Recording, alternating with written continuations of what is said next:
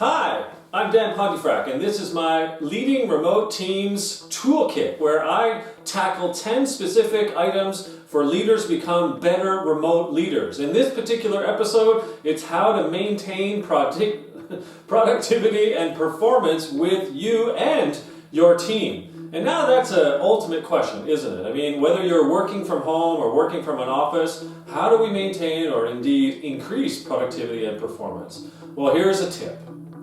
Plan ahead, because things can go quite awry if you don't.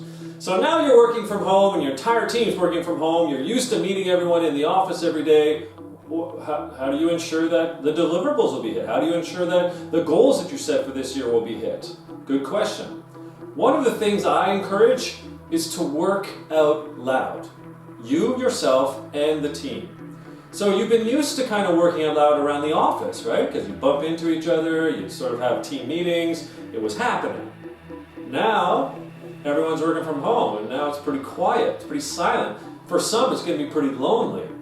So how can you use tactics in which to get you and the team working out loud? In some of the episodes, we've talked about things like using collaboration technology, platforms like Zoom to have web meetings.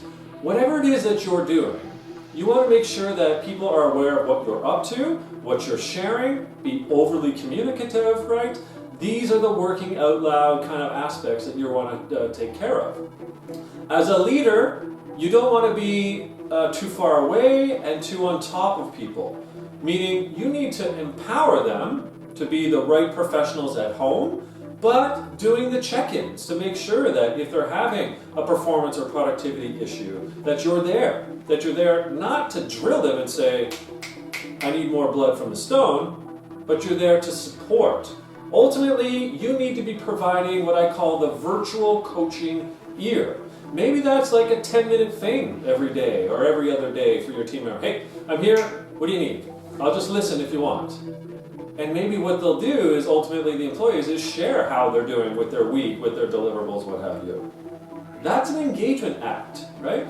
When you're maintaining your productivity and performance and the issues that go along with that, you're basically trying to engage with people, motivate them, and say, hey, I'm here for you. And the virtual coaching ear is one way in which to do that. What about performance management? What if we're stuck at home for 3 months and you're going through a performance management cycle? But let's just assume that that gets delayed.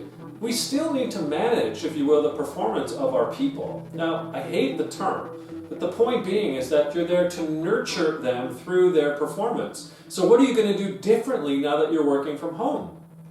Could you maybe ask for, I don't know, status updates? Could you use a discussion forum to get people to highlight what it is that they're up to, what progress they're being made? Could you use a project management online tool like a Basecamp, right, to get people to track how their status is, how their deliverables are coming along? If the unknown remains the unknown, then there's no way for you or the team to know what's happening. So you need to take action with how you're going to manage the performance if you're used to seeing them do it and you're no longer seeing them do it because they're working from home. I encourage people to share the data and to use the tech. So give away the information. That's part of working out loud. Give away the data. Give away the knowledge that you've learned.